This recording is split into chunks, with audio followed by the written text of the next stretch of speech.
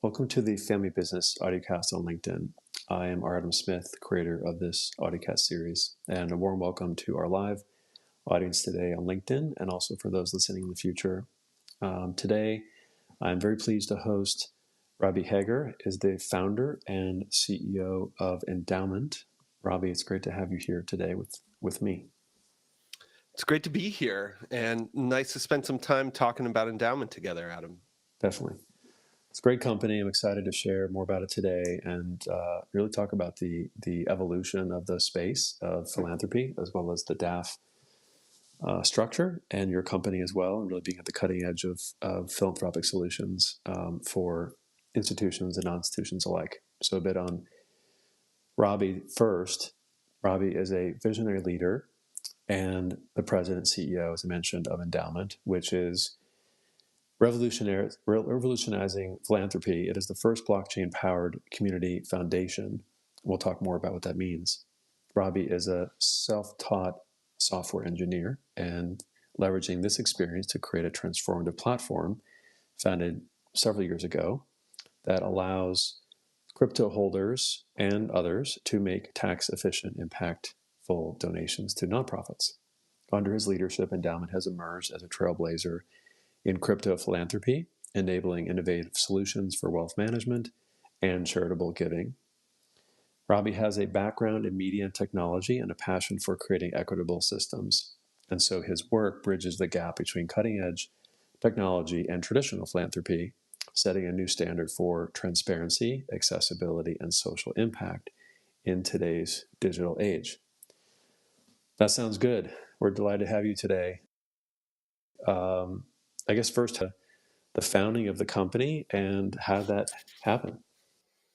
Well, first off, thanks so much for having me here, Adam. And, I think this is an even more impactful and important conversation after the week that we've just had and the last 2 weeks that we've just had with the wildfires down in Southern California. And just thinking of friends and family out there who are affected and just want to, thank everybody for taking a little bit of their time this week to think about impact. I think oftentimes impact is sort of the farther down the stack in the list of priorities, and it was that way for me as well. And it was only through learning about the tax benefits and the flexibility of a donor advised fund that I really got involved in what wound up being a back door to a real source of meaning and purpose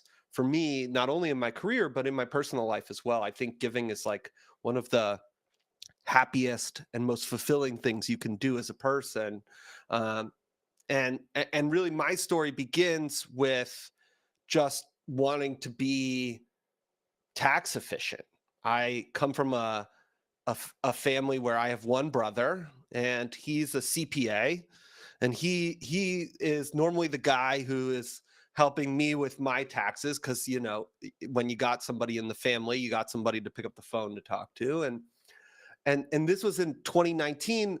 We were talking on the phone, and he was asking me about the digital assets that I had been holding, that I had invested in, the cryptocurrencies that I had invested in a few years before that. And he was like, "Are you going to give those away?" And I was like, I was thinking about it, but I don't know anybody who takes these digital assets. And at the time, I had been in the habit of using a donor advised fund, which is basically like a charitable checking account. It's like a little private family foundation uh, in a box Right. without all the overhead and the board members and the governance. You're basically trusting a community foundation, another 501c3 tax exempt organization, to administer like the micro family foundation for your personal charitable giving. And and I was doing that at the San Francisco Jewish Community Federation and Endowment Fund.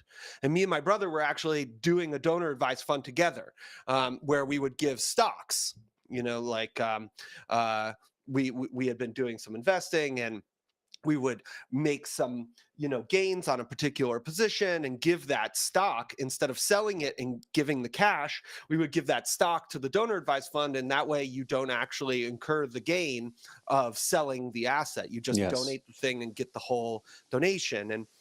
And so I was used to that with stocks, but then I started having more holdings in digital assets, and there was a gap in what was available. You couldn't really give the long tail of digital assets, and there really wasn't a single donor advised fund that was trying to be this kind of ultimate giving machine. So And you saw a hole in the market, and yeah, also you saw where the market was going. The philanthropy was expanding, and especially for the high net worth and family office market. I think it's classically been something that is just for high net worth and family office individuals, people who meet that market. But increasingly we're seeing DAFs play a role at even smaller sizes, and especially with younger professionals earlier in their career when they're getting equity as a part of their compensation package. And so I think it's a great bridge into the world of wealth management. It is like a really pure first experience for somebody who either has a windfall financial gain, or maybe is set to inherit wealth, or is starting to inherit wealth, or even is starting to make their own wealth independently. It's a way for them to sort of mitigate their taxes without going into the deep end of charitable remainder trusts or charitable lead trusts or family foundations or any of these more complicated structures that family offices and financial advisors leverage all the time, but tend to be further down the priority stack. So this is a good entry point, I think, for a lot of people into this. How do I give back with the gains that I'm making in my personal finances? Okay. So yeah, in fact, donor advised funds have become a cornerstone of a lot of philanthropic strategies because they are more flexible and they have certain tax advantages. Just talk a little bit more about that professional journey of yours in like deciding the DAF structure, and then how does the DAF structure relate to the next gen? Because a lot of the things we talk about on this podcast are next gen, increasingly related to their lives, both in terms of their wealth flows, but also their passions. Yeah, my professional journey was super super serendipitous, just kind of like uh, a product of my upbringing, and just being, you know, in an environment in the right place in the right time to see the status quo change as I was getting educated. So I was in college around 2010 and learning about broadcast media, journalism, communications. Was really into this idea of how do we leverage technology to have a better informed populace? How do we use technology to disseminate knowledge farther and wider than we have in the past? And that led me to an internship at Apple in their media products division. So, iTunes, the App Store, Apple Music, books, TV, podcasts, really anything digital content on an Apple device was all powered by a group of teams spread out across the world that were curating all of the new media that was coming into existence in 155 different markets. And they all used this one piece of technology that was pretty expansive and gnarly, so to speak. And it was our team's job to help teach them on how to curate and how to leverage the capabilities of the software to help them tell a story with what new media was entering the market. And I did that for 7 years. And it was an amazing, just the most amazing first job that I could have had out of college. Consider myself very, very lucky to have spent the time that I spent at Apple. But also when you see things happening at scale and you see the impact that scaled technologies can have, you start to think about, like, what is the root motivation of this technology? And in the case of Apple's media products, it's to like advance the culture. And I was looking Hmm. more for, at that time, I sort of got a little burnt out on advancing the culture, and wanted to do more work of consequence, more impact focused work, and work where it felt like, I was a little bit closer to the ground floor.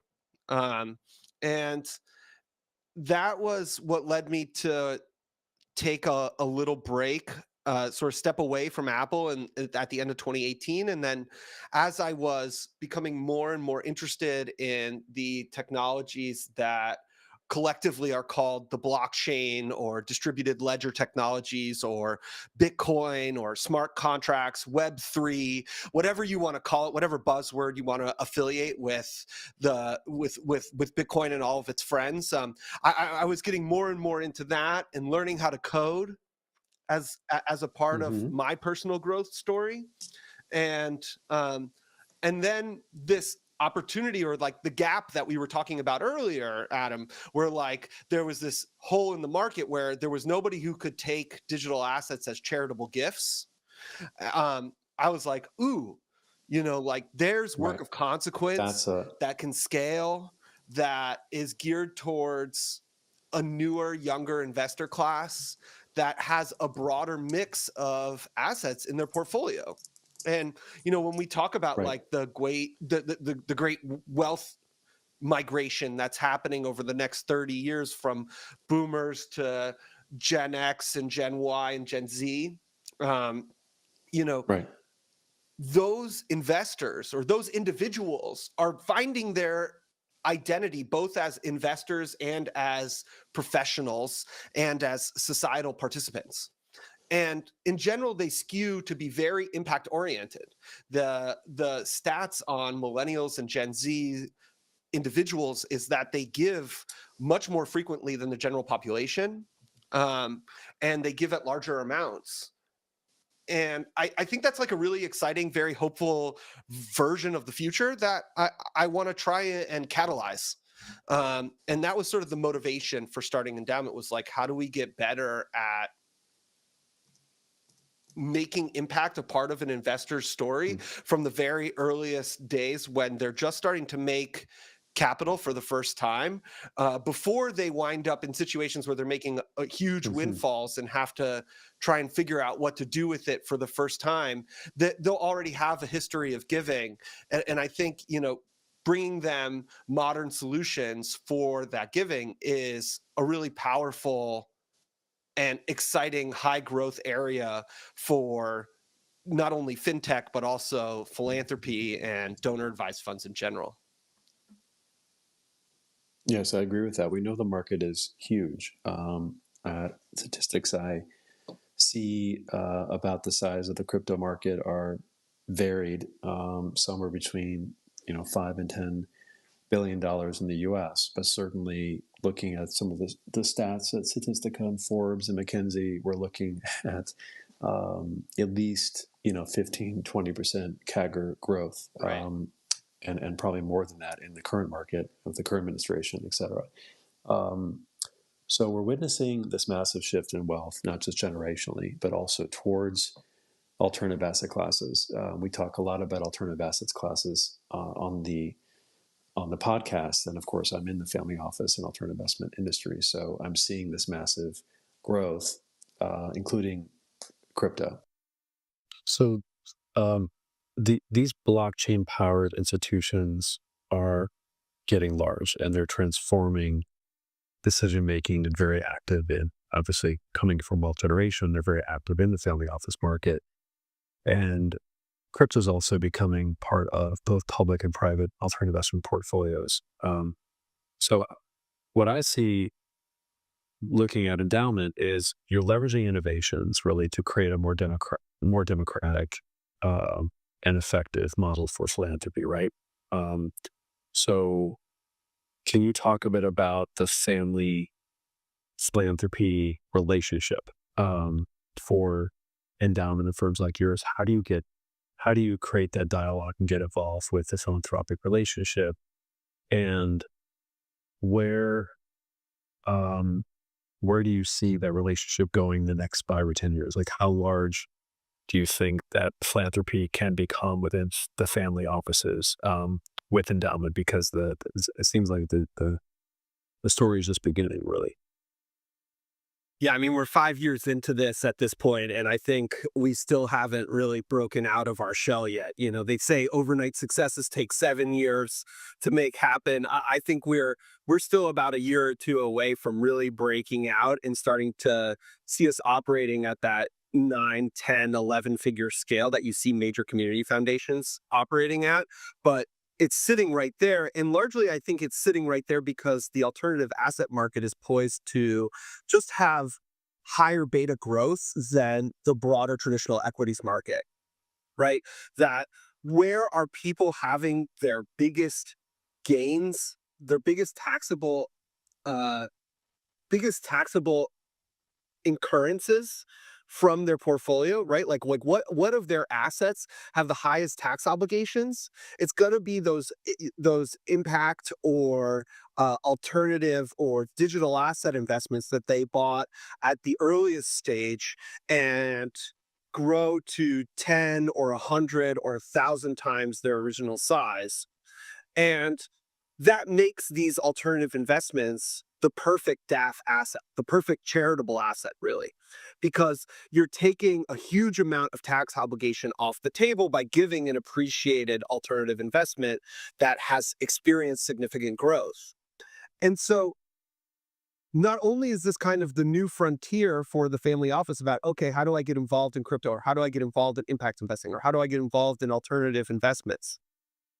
But also, now, if you're successful in that space, you now have the ideal asset for making a charitable gift that's optimally tax minimizing. And so I think that combination is what sets endowment up for success down the line. But it requires us to be able to adopt the whole spectrum of alternative asset types.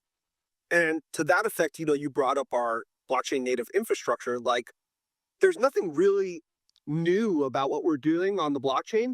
It's just that it gives us a lot of flexibility and a huge decrease in the amount of overhead it takes to manage a complex array of different asset classes under one record keeping system. We're effectively using the blockchain as a record keeping architecture. And that at its like basic level is very simple, and then there's more growth that can happen into like the more creative applications of like community governance and Yeah, and I understand the structure, and I think that's becoming increasingly clear to the market. And at the same time, I feel like crypto is such an unusual asset class and experience because it's been so dynamic and so explosive, especially for younger people, that it's almost like the IPOs in 1999, right? Around the tulip craze in the original the original psychology of market craziness. But certainly crypto will grow, but I think that there's been such an explosive amount of wealth created with, especially with younger people, that there is this sense of, I want to be able to redeploy that with a sense of purpose. I would be so if I can jump in really quick, Adam, on that point, for a lot of people, they make $1,000 or $10,000 or $100,000 bet, right? That represents 1 to 3 to 5% of their net worth on some of these alternative assets, right? And it it explodes like you described. And then they're kind of like, especially because it happens on the internet, there's kind of this feeling of like, I found this money under my mattress. Like it's kind of this, it is this sensation of found capital, like where you are making a way out there bet and it works out. And now all of a sudden you've taken 1% of your net worth and turned it into a doubling of your net worth.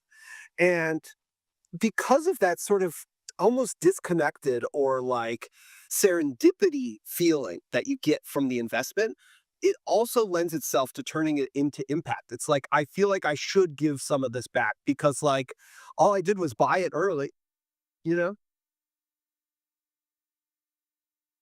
Right. Like, now what do? I have all this liquidity, right? Or I can create liquidity, but I have this liquidity, and I feel like it's a blessing, and I want to put that into that's right thing. I want to put, like, of course, some of it might go into a startup or to the family or savings or investing, but that emotional connection, I think, is much quicker to be able to give it away, which is exciting. And frankly, I think our society needs that movement, even in the U.S., which is probably the most philanthropic country, And largely it's a in the great world.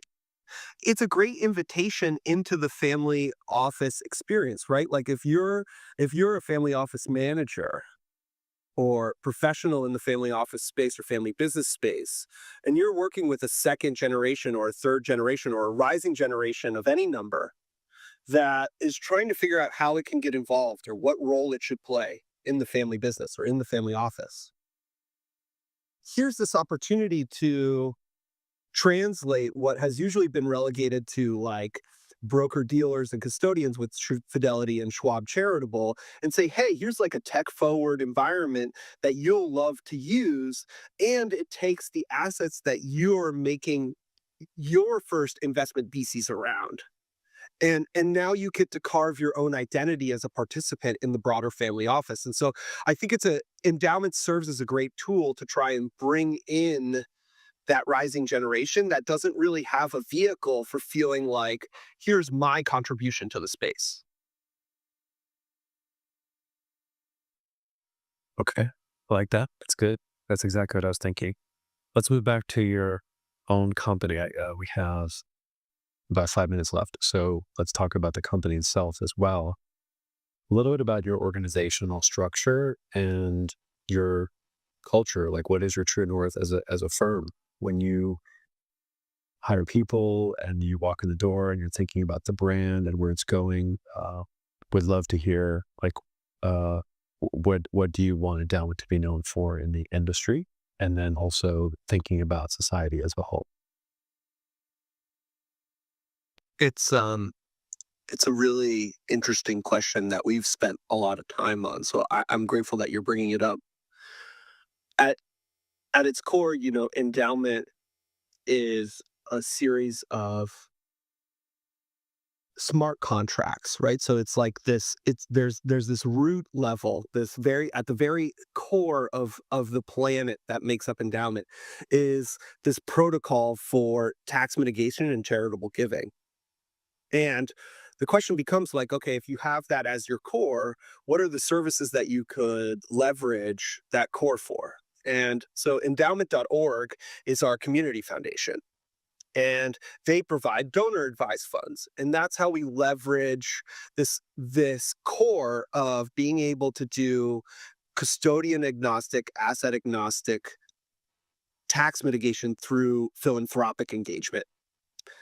And so from a narrative perspective, it's like if you make if you do really well in the market, you should spend some time thinking about how you give back to the community that got you where you are today.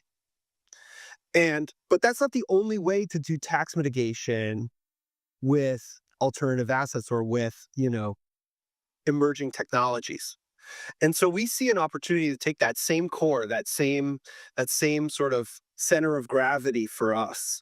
That is the protocol that keeps the records, that manages the accounts, that handles the grant making program, and turn that into other kinds of popular vehicles when it comes to tax mitigation. So whether that's the charitable remainder trust or the charitable lead trust, like we've been talking about earlier, or even IRAs or 529s, college savings funds, or any of these opportunities to kind of put money aside where the government says, hey, you get a tax break by thinking about your future, by thinking about your community's future, by thinking about your children's future.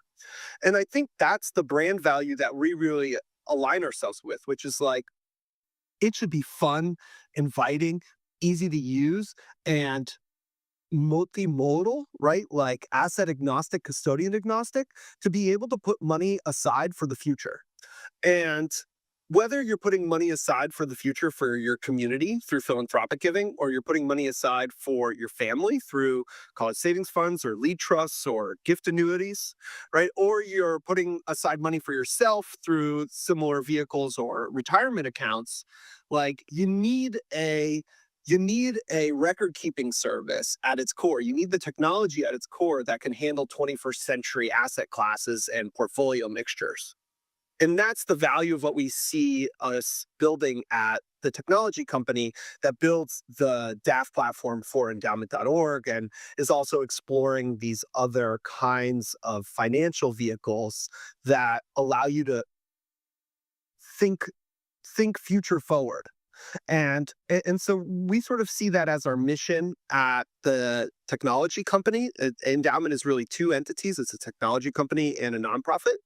And I think you'll see us moving in the direction of expanding our offering, not only to adding features to the donor advised fund provider, but starting to think about like what are other common financial vehicles and scenarios that people in the family office or high net worth or even just retail investor space want to be thinking about to plan for their community or their family's future. That's great. And lastly, I guess thinking about that and looking forward the next couple of years, what are some milestones you want to achieve for each, for the tech company and for the nonprofit? And then we'll wrap up. For the nonprofit, I think it's really important that we demonstrate not only the capacity of this technology to facilitate complex donations, but also to demonstrate how we can build nonprofit. I think it's really important that we demonstrate not only the capacity of this technology to facilitate complex donations, but also to demonstrate how we can build new financial institutions that are governed and powered by their community of users.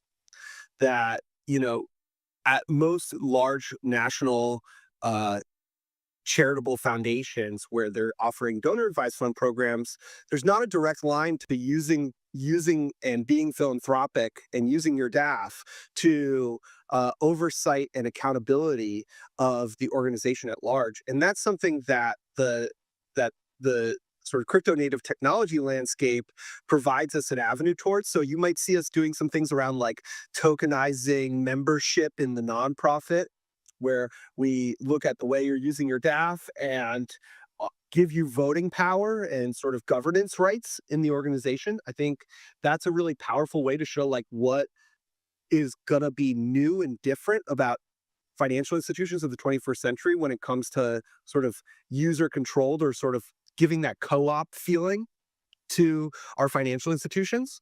Um, and at the tech company, we're really excited about trying to embed into more fintech, into the broader fintech industry, embedding giving as something as natural as having a retirement account.